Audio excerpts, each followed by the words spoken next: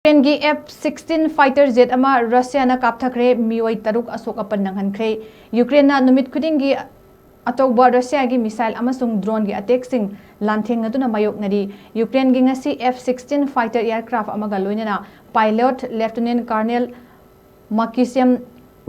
Utsimen Kobu Russia gi missile na Khapthakhre haina confirm tawkhre loina Ukraine gi Air Force na Telegram da phongba wafam magi matung ina fighter asibu awang bathakta ikai kumnaduna mahakna fighter jet asi kai dringegi mamangda air target taret mai pakna amang ata thokhan ki haina phongdoki hauki ba hing asida Russia na projectile chawga ka kunthra taret sahe drone sing cruise amasung ballistic missile sing yauna Ukraine sin bathungna kapsin ki loinana Ukraine na masiki manungda chamdi ga humdra manga intercept tawki haina amakha tari Mykolaiv Yapori jiha amasung life yauna mafam kyada pot puthok pusin tawba amasung amang ata thokibagi paw leiki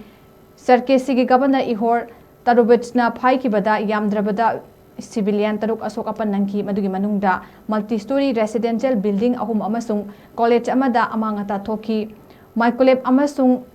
Dini Propet Topsta industry gi facility singsu Aok Apan Nanghankhre haina phongdorakli